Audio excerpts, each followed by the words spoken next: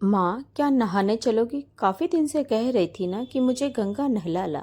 इस बार तुम्हें नहला लाता हूँ। आज ट्रेन का टिकट करा लिया है। यह सुनकर उर्मिला चहक उठी। तू सच कह रहा है श्रवण? मुझे यकीन नहीं हो रहा। यकीन करो माँ, यह देखो टिकट। श्रवण ने जेब से टिकट निकालकर उर्मिला को दिखाई और बोला, अब जाने की तैयारी कर लेना। जो जो सामान चाहिए बता देना। अगले हफ्ते आज के ही दिन चलेंगे। कौन कौन चलेगा बेटा? सभी चल रहे हैं ना? नहीं माँ, सब जाकर क्या करेंगे? कुंभ पर बहुत भीड़ रहती है। सबको संभालना मुश्किल होगा। बस हम दोनों ही चलेंगे। उर्मिला ने श्वेता की ओर देखा।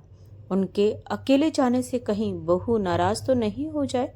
उन्हें लगा कि इतनी उम्र में अकेली बेटे के साथ कैसे जाएगी।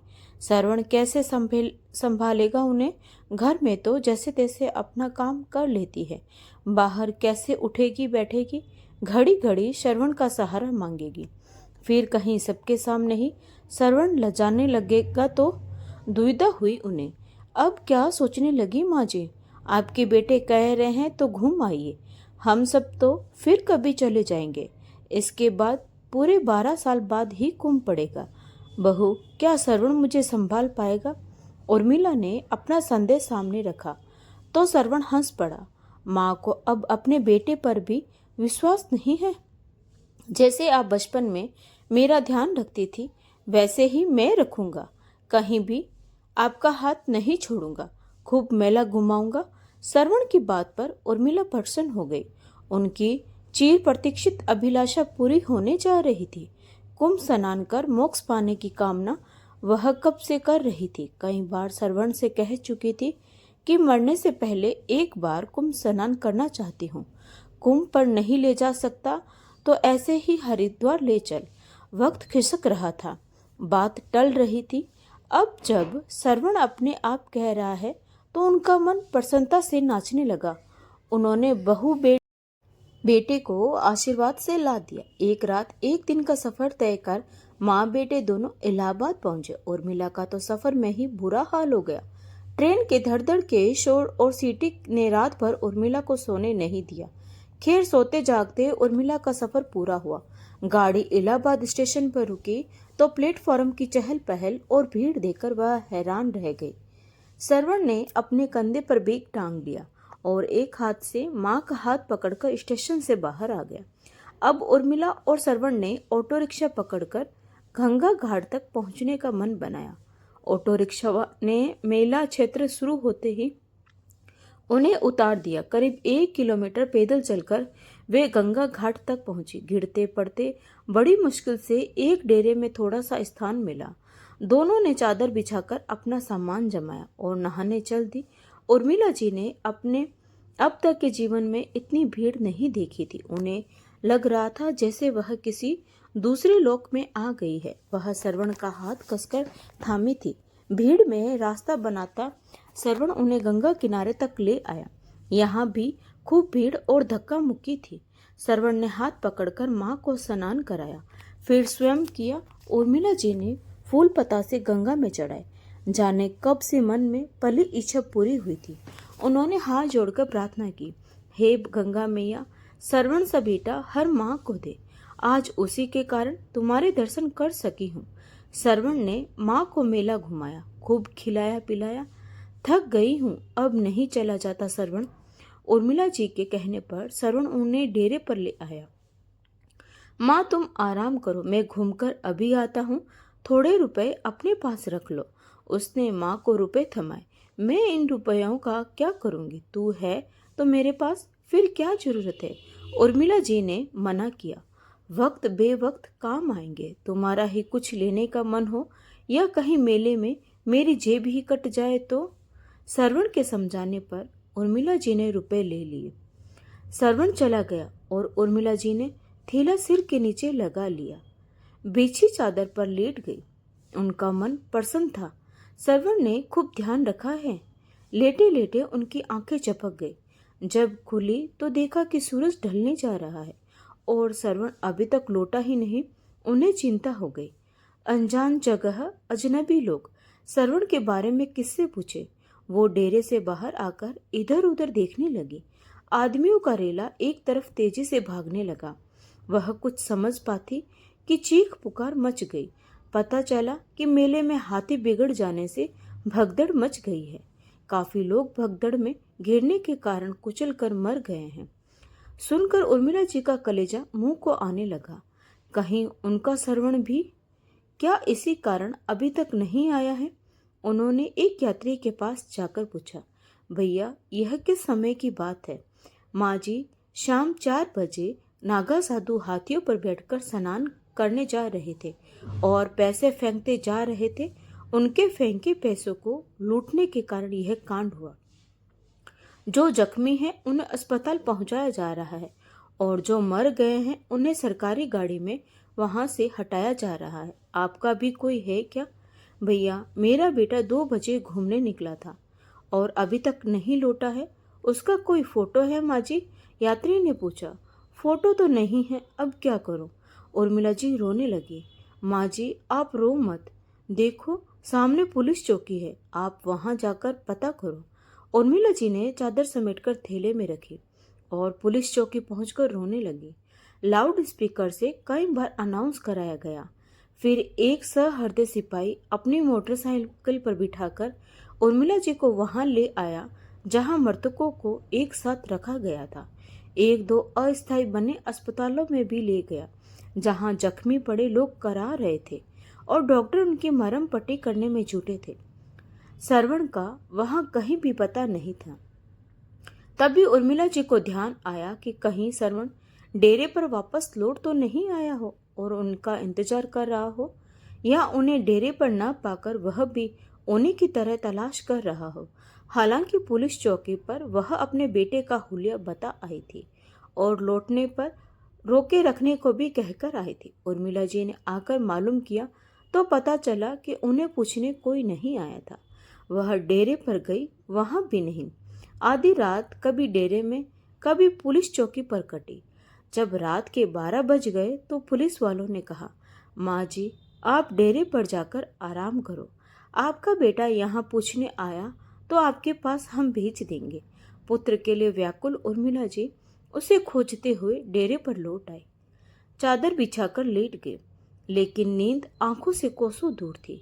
कहाँ चला गया श्रवण? इस कुंभ नगरी में कहाँ कहाँ ढूंढेगी? यहाँ उनका अपना है कौन? यदि श्रवण नहीं लौटा तो अकेली घर भी कैसे लौटेगी? बहू का सामना कैसे करेगी? खुद को ही कोसने लगी। व्यर्थ कुंभ नहाने की जिद कर बैठी। टिकट ही तो लाया था श्रवण। यदि मना कर देती तो टिकट वापस भी तो हो जाती। ऐसी फजियत तो न होती। दिन निकला, वह नहाना धोना सब भूलकर सीधी पुलिस चौकी पर पहुंच गई। एक ही दिन में पुलिस चौकी वाले उन्हें पहचान गए थे। देखते ही बोले, माँ जी, तुम्हारा बेटा नहीं लौटा। रोने लगी उर्मिला जी। कहाँ ढूंढूं, तुम ही बताओ। किसी ने मार काट कर कहीं डाल तो दिया हो तो? उर्मिला जी का रोते रोते बुरा हाल हो गया। अम्मा, धीरज रखो, हम जरूर कुछ करेंगे। सभी डेरों पर अनाउंस कराएंगे। आपका बेटा मेले में कहीं भी होगा, जरूर आप तक पहुंचेगा। आप अपना नाम और पता लिख दो। अब जाओ, स्नान ध्यान करो। पुलिस वालों को भी उर्मिला जी से हमदर्दी हो गई थी। उर्मिला जी डेरे पर लौट आई। गिरती पड़ती गंगा भी नहा ली और मन ही मन प्रार्थना की, हे गंगा मैया, मेरा श्रवण जहाँ कहीं भी हो कुशल से हो। और वहीं घाट पर बैठकर हर आने जाने वाले को गौर से देखने लगी। उनकी निगाहें दूर दूर तक आने जाने वाले का पीछा करती रही कि कहीं भी श्रवण आता दिख जाए तो। लेकिन गंगा घाट पर बैठे बैठे सुबह से दोपहर हो गई। कल शाम से पेट में पानी भी नहीं गया। ठंसी होने लगी। उन्हें ध्यान आया कि यदि यहाँ स्वयं ही बीमार पड़ गई तो अपने श्रवण को कैसे ढूंढेगी? उसे ढूंढना है तो स्वयं को ठीक करना ही होगा। यहाँ कौन है जो उन्हें मनवार कर खिलाएगा? उर्मिला जी ने आलू की सब्जी के साथ 4 पूरियां खाई। गंगा जल पिया तो थोड़ी शांति मिली। 4 पूरियां शाम के लिए यह सोचकर बंधवा ली कि यदि यहाँ तक ना आ सकी तो डेरे पर ही खा लेगी।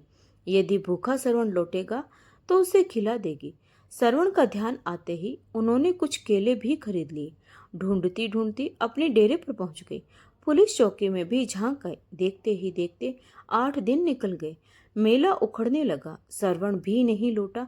अब पुलिस वालों ने सलाह दी, अम्मा जी अपने घर लौट जाओ। लगता है आपका बेटा अब नहीं लौटेगा। मैं इतनी दूर अपने घर कैसे जाऊंगी? मैं तो अकेली कहीं आई गई भी नहीं हूँ। वह फिर रोने लगी। अच्छा अम्मा जी, अपने घर का फ़ोन नंबर बताओ। घर से कोई आकर ले जाएगा। घर से मुझे लेने कौन आएगा? अकेली बहू बच्चों को छोड़कर कैसे आएगी? बहू किसी नाते रिश्तेदार को भेजकर बुलवा लेगी। आप किसी का भी नंबर बता दो। उर्मिला जी ने अपने दिमाग पर लाख जोर दिया, लेकिन हड़बड़ाहट में किसी का नंबर याद नहीं आया। बुढ़ापे में याददाश्त भी कमजोर हो ही जाती है। पुलिस चौकी में उन्हें उनके गांव के पास का एक व्यक्ति मिला, तो पुलिस वालों ने उसका नंबर लेकर उसी के साथ उर्मिला जी को भेज दिया।